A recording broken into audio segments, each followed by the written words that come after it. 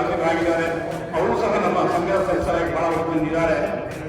ಹಾಗಾಗಿ ಈ ಕಾರ್ಯಕ್ರಮ ಈಗ ಪ್ರಾರಂಭವಾಗುತ್ತೆ. ಟಿಪಿ ನೆಟ್ವರ್ಕ್ ರೆಡಿ ಆದರೆ ಖಂಡಿತ ನಾವು ಬಳಸ್ತೀವಿ ಅಂತ ಅವಕಾಶ ಕೊಡ್ತಾ ಈ ಕಾರ್ಯಕ್ರಮ ಪ್ರಾರಂಭ. ಈ ಕಾರ್ಯಕ್ರಮವನ್ನ ಚಾಲನೆ ನೀಡಬೇಕು ಅಂತ ಹೇಳಿ ನಮ್ಮ ಸಂಘದ ಸದಸ್ಯರಾದ ಶ್ರೀ ಭಂಡಾರರವರನ್ನ ನಾನು ಕೇಳ್ಕೊತಾ ಇದ್ದೇನೆ. ಹಿರಿಯ ನಾಗರಿಕ ಸಂಘದ ಗೌರವಾನ್ವಿತ ಸದಸ್ಯ ಬಾಂಧವರಿಗೆ ನನ್ನ ಗೌರವಪೂರ್ವಕ ವಂದನೆಗಳು, ನಮಸ್ಕಾರಗಳು. ನಾಳೆ ಆಚರಿಸಲಾಗಿರುವ ಮಹಾಶಿವರಾತ್ರಿ ಹಬ್ಬದ ಆಚರಣೆ ಶುಭ ಸಂದರ್ಭದಲ್ಲಿ ನಾನು ನಿಮ್ಮೆಲ್ಲರಿಗೂ ಶುಭವನ್ನು ಕೋರುತ್ತೇನೆ. ಹಸುವಿಗೆ ಕರು ಚಂದ, ಹಸುವಿಗೆ ಕರು ಚಂದ, ನವಿಲಿಗೆ ನರ್ತನ ಚಂದ, ನವಿಲಿಗೆ ನರ್ತನ ಚಂದ, ತಾಯಿಗೆ ಮಗು ಚಂದ, ತಾಯಿಗೆ ಮಗು ಚಂದ, ಶಿಕ್ಷಕನಿಗೆ ವಿದ್ಯಾರ್ಥಿ ಚಂದ, ಶಿಕ್ಷಕನಿಗೆ ವಿದ್ಯಾರ್ಥಿ ಚಂದ. ಈ ಕಾರ್ಯಕ್ರಮಕ್ಕೆ ತಾವೆಲ್ಲರೂ ಚಂದವೋ ಚಂದ ಎಂದು ಹೇಳುತ್ತಾ ನಾನು ಬಹಳ ಖುಷಿಯಿಂದ ಈಗ ತಮ್ಮನ್ನ ಸ್ವಾಗತ ಮಾಡಲು ಇಷ್ಟಪಡುತ್ತಿದ್ದೇನೆ. ನಮ್ಮ ಈ ಸಾಂಸ್ಕೃತಿಕ ಪರಂಪರೆಯಲ್ಲಿ ಎಲ್ಲರನ್ನು ಹೊರಗುಚ್ಚನ್ನು ಕೊಟ್ಟು ಸ್ವಾಗತಿಸುವುದು ನಮ್ಮ ನಿಮ್ಮೆಲ್ಲರ ಒಂದು ಪರಂಪರೆ. ಹಾಗಾಗಿ ಇವತ್ತಿನ ಸುಂದರ ಸಂಖ್ಯೆಯ ಕಾರ್ಯಕ್ರಮಕ್ಕೆ ನಮ್ಮ ಹಿರಿಯ ನಾಗರಿಕ ಸಂಘದ ಅಧ್ಯಕ್ಷರಾದ ನಮ್ಮ ನೆಚ್ಚಿನ ಶ್ರೀಯುತ ಕೆ.ಎನ್. ಅನಂತರಾಮರವರು ಅನುಪಸ್ಥಿತ ಸ್ಥಿತಿಯಲ್ಲಿದ್ದಾರೆ. ಕಾರಣಾಂತರದಿಂದ ಅವರು ಇವತ್ತಿನ ಕಾರ್ಯಕ್ರಮದಲ್ಲಿ ಭಾಗವಹಿಸಲು ಆಗುತ್ತಿಲ್ಲ. ಆದ ಕಾರಣ ನಮ್ಮ ಸಂಘದ ಉಪಾಧ್ಯಕ್ಷರಾದ ಶ್ರೀಯುತ ವಿಶ್ವನಾಥನ್ ಪಿ ಇವರು ವೇದಿಕೆಗೆ ಬರಬೇಕಂತ ನಾನು ಅವರಿಗೆ ಸ್ವಾಗತ ಮಾಡುತ್ತಿದ್ದೇನೆ. ಹಾಗೂ ನಮ್ಮ ಸಂಘದ ಉನ್ನತ ಮಹಿಳಾ ಉಪಾಧ್ಯಕ್ಷರಾದ ಶ್ರೀಮತಿ ಕೆ.ಎಸ್. ದೇವಕಿ ಮೇಡಮ್ ಅವರು ಸಹ ವೇದಿಕೆಗೆ ಬರಬೇಕೆಂದು ನಾನು ಸ್ವಾಗತ ಮಾಡಿಕೊಳ್ಳುತ್ತಿದ್ದೇನೆ. ಇವತ್ತಿನ ಚೀಫ್ ಗೆಸ್ಟ್ ಹಾಗೂ ಈ ಕಾರ್ಯಕ್ರಮದ ಮುಖ್ಯ ಅತಿಥಿ ಹಾಗೂ ಆರ್ಮಿ ಟೀಚರ್ಸ್ ಕಾಲೇಜಿನ ನಿವೃತ್ತ ಪ್ರಾಂಶುಪಾಲರಾದ ಗೌರವಾನ್ವಿತ ಡಾಕ್ಟರ್ ಎಸ್. ಭಾಸ್ಕರ್ ಇವರು ಹಿರಿಯ ನಾಗರಿಕರಿಗೆ ಸೃಜನಶೀಲತೆ ಪ್ರಸ್ತುತತೆ ಅಂದರೆ creativity and its relevance to senior citizens ಅನ್ನುವ ವಿಷಯದ ಬಗ್ಗೆ ನಮ್ಮ ಎದುರು ಉಪನ್ಯಾಸವನ್ನು ಪ್ರಸ್ತುತಪಡಿಸಲಿದ್ದಾರೆ. ಅವರಿಗೂ ಸಹ ನಮ್ಮ ಸಂಘದ ವತಿಯಿಂದ ಹಾಗೂ ನಿಮ್ಮೆಲ್ಲರ ಪರವಾಗಿ ತುಂಬ ಆರ್ಥಿಕ ಸ್ವಾಗತವನ್ನು ಕೋರುತ್ತೇನೆ. ಶ್ರೀಯುತ ಶೇಷಾದ್ರಿ ಅವರ ನಾನು ವಿನಂತಿ ಮಾಡಿಕೊಳ್ಳುತ್ತೇನೆ. ಅವರಿಗೆ ದಯವಿಟ್ಟು ಹೂಗುಚ್ಛವನ್ನು ಬರುವಂತಾಗ್ತಾರ ವೇದಿಕೆಗೆ ಜೋರಾದ ಕಟ್ಟಡದೊಂದಿಗೆ ಈ ಕಾರ್ಯಕ್ರಮವನ್ನು ಮುಂದುವರಿಸಿಕೊಂಡು ಹೋಗೋಣ.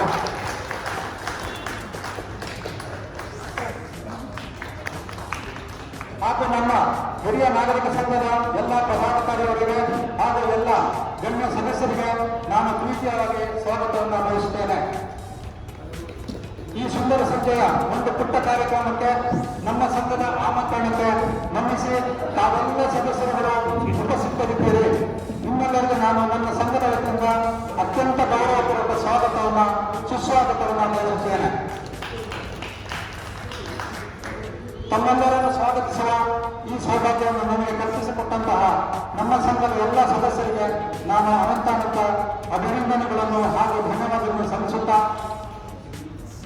ನನ್ನ ಸ್ವಾಗತ ಭಾಷಣದ ಮಾತುಗಳನ್ನು ಮುಗಿಸುತ್ತಾ ಎಲ್ಲರಿಗೂ ಇನ್ನೊಮ್ಮೆ ನನ್ನ ಧನ್ಯವಾದಗಳು, ನಮಸ್ಕಾರಗಳನ್ನು ಹೇಳುತ್ತಾ ಈ ವೇದಿಕೆಯಿಂದ ನಿರ್ಗಮಿಸುತ್ತೇನೆ. ಧನ್ಯವಾದಗಳು.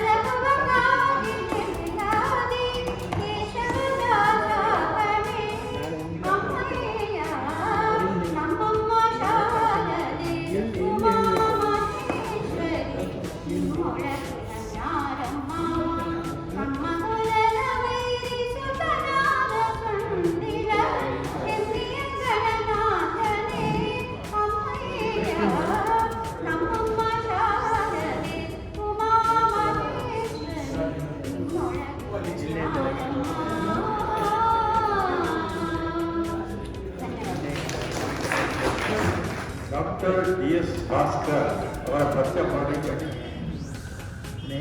ಇಷ್ಟಪಡ್ತೇನೆ. ಇವರ qualification BSc, MA, MA, PhD. ಇವರ experience secondary school teacher in Chikbalapur for 1 year, lecturer in education, Municipal College of Education, Chikbalapur for 1 year, lecturer, reader and principal, RV Teachers College, Bangalore for 34 years. So, most of RV Teachers College lecturer ಆಗಿದ್ದಾರೆ. ಶ್ರೀಯುತ ಭಾಸ್ಕರ್ ಅವರು ನಮ್ಮ senior citizen association member ಸಹ ಆಗಿದ್ದಾರೆ. ನಾವು ಬರ್ಕೊಂಡು ಸಹ You got it all inside of you. Feel it to be true. And when you dance, I'm in the groove. You make me move. You make me move. You got it all inside of you. ನಾನು ಕಾಲೇಜಲ್ಲಿ principal ಆಗಿದ್ದು ಕೂಡ ಸ್ಕೂಲಲ್ಲಿ ಪಾಠ ಮಾಡ್ತಾ ಇದ್ದೆ. ಯಾಕೆಂದರೆ ಎಲ್ಲ ಡಾಕ್ಟರ್ಗಳು ಕೂಡ ಸಾಯಂಕಾಲ ಒಂದು ಸಣ್ಣ ಪ್ರಾಕ್ಟೀಸ್ ಮಾಡ್ತಿರ್ತಾರೆ. ಸೊ ರೆಗ್ಯುಲರ್ ಇದ್ರ ಜೊತೆ ಇರಬೇಕು. ಆ ಥರ ನಾನು ಕೂಡ ನನ್ನ ಗರ್ಲ್ಸ್ ಹೈಸ್ಕೂಲ್ ಮೀಟ್ ಮಾಡ್ತೀನಿ. ಅದು ಒಂದಷ್ಟು ಸನ್ನಿವೇಶಗಳನ್ನು ಹೇಳ್ತೇನೆ. ಒಂದು ದಿವಸ ಕೇಳಿದೆ, ನಿಮ್ಮೊಂದು ಪೊಟ್ಯಾಟೊ ಮತ್ತು ಒಂದು ಟೊಮ್ಯಾಟೊ ಗಿಡ ಕೊಡ್ತೇನೆ, ಏನು ಮಾಡ್ತೀರಿ? ಸರಿ, ಎಲ್ಲ ಹೇಳಿದ್ರು. ಟೊಮ್ಯಾಟೊ ಇದು, ಸರಿ ಆಲೂಗಡ್ಡೆ, ಪೊಟ್ಯಾಟೊ, ಸರಿ ಮಸಾಲೆ ದೋಸೆ, ಇದೆಲ್ಲ ಹೇಳ್ತಾ ಹೋಗಿ ಒಂದು ಹುಡುಗಿ ಹೇಳ್ತು, ಅವೆರಡನ್ನೂ ಕಸಿ ಮಾಡ್ತೀನಿ. ಇವ್ರಿಗೂ ಅಂತ ಕೇಳಿದ, ಕಸಿ ಮಾಡಿ ಒಂದು ಹೆಸರು ಯೋಚನೆ ಮಾಡಮ್ಮ ಅಂತ. ಸ್ವಲ್ಪ ಹೊತ್ತಾಯಿತು. ಇನ್ನೊಂದು ಹುಡುಗಿ ನಿಂತ್ಕೊಂಡು, ಏನಮ್ಮ ಅಂದರೆ ಟೊಮ್ಯಾಟೊ, ಟೊಮ್ಯಾಟೊ, ಪೊಟ್ಯಾಟೊ, ಟೊಮ್ಯಾಟೊ ಎರಡು ಸೇರಿಸ್ಬಿಟ್ಟು ಟೊಮ್ಯಾಟೊ ಮಾಡಬೇಕು. ಅವಳಿಗೆ ಏನೇನು ಮಾಡ್ತೀನಿ, ಮಕ್ಕಳ ಜೊತೆ ಆಟ ಆಡೋದು ಬೇಕಾದಷ್ಟು ಭಾಳ ಚೆನ್ನಾಗಿ ಮಕ್ಕಳು ಯೋಚನೆ ಮಾಡ್ತಾರೆ, ಸೊಗಸಾಗಿ ಚಿಂತನೆ ಮಾಡ್ತಾರೆ. ಇನ್ನು ದಿವಸ ಈ ಥರ ನಮ್ಮ ಸ್ನೇಹಿತರ ಜೊತೆ ಏನೋ ವಿಕ್ಸ್ ತಗೋಬೇಕು, ಅದೇನೋ ಮಾತಾಡ್ತಾ ಇದ್ರು. ನಾನು ಹೇಳಿದೆ, ಹೌದಾ, ನಿಮಗೆ ವಿಕ್ಸು ಅಮೃತ ಹನ್ನೆರಡು ಕೊಟ್ಟು ನೀವು ಏನು ಮಾಡ್ತೀರ? ನಾನು ಎರಡನ್ನು ಸೇರಿಸ್ಬಿಟ್ಟು ಹೊಸ ಇನ್ನೊಂದು ಔಷಧಿ ಕಂಡುಹಿಡ್ತೀನಿ. ಏನಪ್ಪ? ವಿಕ್ಸಾಂಜನ್, ವಿಕ್ಸಾಂಜನ್. ಇದು ಮಕ್ಕಳ ಯೋಚನೆ ಮಾಡೋ ರೀತಿ ಇದೆ. ಹೊಸ ರೀತಿಯಲ್ಲಿ ಮಕ್ಕಳು ಯೋಚನೆ ಮಾಡ್ತಾರೆ.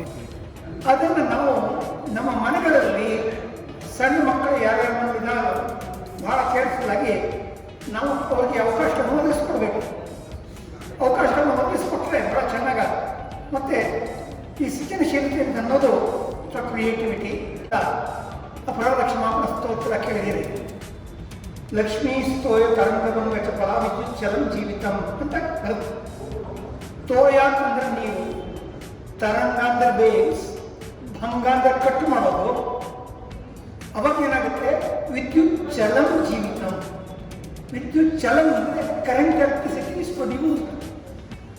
ಸೊ ಯಾವ ಕಾಲದಲ್ಲಿ ಇತ್ತು ಇದು ಲೆಕ್ಕ ಹಾಕಿ, ಯಾವುದೋ ಕಾಲದಲ್ಲಿ, ಆ ಕಾಲದಲ್ಲಿ ಈ ಒಂದು ಐಡಿಯಾ ಕೊಟ್ಟಿದ್ರು. ಅಂದರೆ ಅದನ್ನು ಬೇರೆ ಥರ ಯೋಚನೆ ಮಾಡೋ ವಿಧಾನ ಅದು ಬೇರೆ ಥರ ನಡೆಯುತ್ತೆ. ಇಲ್ಲ, ಎರಡು ಬಗೆ ಇದೆ. ಒಂದು ವರ್ಬಲ್, ಒಂದು non verbal. Verbal creativity, non verbal creativity ಎರಡು ಭಾಗ ಇದೆ. ವರ್ಬಲ್ ಕ್ರಿಯೇಟಿವಿಟಿನಲ್ಲಿ ನಿಮ್ಮೆಲ್ಲ ಕಥೆ ಬರೆಯೋದು ನೋಡಿರಲ್ಲ, ಪದ್ಯ ಬರೆಯೋದು, ಪದ್ಯ ಬರೆಯೋದು.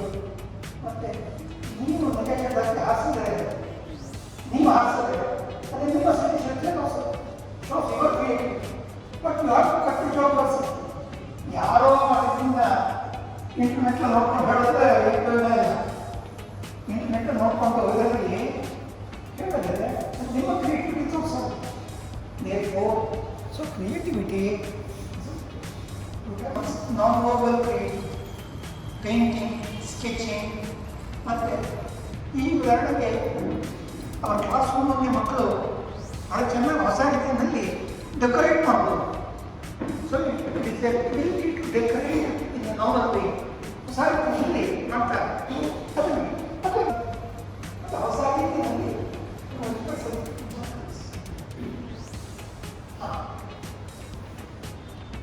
we as researchers, we have looked at analysis and all like that, first one is called fluency. ಅಂದರೆ ಸರಾಗವಾಗಿ ನಿರ್ಗತವಾಗಿ ಯೋಚನೆ ಮಾಡುವಂಥ ಸಾಮರ್ಥ್ಯ. Your capacity to think logically, but in a very easy manner. ಸ್ವಲ್ಪ ಸಾಕು ನಿಮ್ಮ ಪಾಡಿಗೆ ನೀವು ಯೋಚನೆ ಮಾಡ್ಕೊಂಡು ಅಂತ fluency ಅಂತ ಕರೀತಾರೆ. Second one is called flexibility. Flexibility ಅಂದರೆ ಹಲವು ಬಗೆಗಳಲ್ಲಿ ಯೋಚನೆ ಮಾಡುವಂಥ ಸಾಮರ್ಥ್ಯ, ಬೇರೆ ಬೇರೆ ರೀತಿಗಳಲ್ಲಿ ಯೋಚನೆ ಮಾಡುವಂಥ ಸಾಮರ್ಥ್ಯ. ಉದಾಹರಣೆಗೆ ಮಕ್ಕಳಿಗೆ ನಕ್ಷತ್ರ I was telling you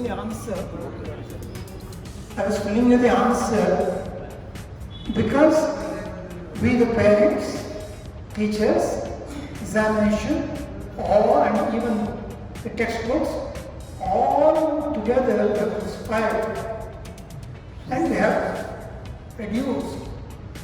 So as the age advances, we get bogged down by the societal pressures. ನಮಗೆ ತಿಳಿಸಿದ್ದಾರೆ. ಇದೊಂದು ಬಹಳ ವಾಸ್ತವವಾದ ಸಂಗತಿ. ಕೇವಲ 1 ಗಂಟೆ ಒಳಗೆ ಅಥವಾ 2 ಗಂಟೆ ಒಳಗೆ ಸಂಪೂರ್ಣ ಸಮಾಜದಲ್ಲಿ ಹೇಗೆ ಬೆಳವಣಿಗೆ ಆಗುತ್ತದೆ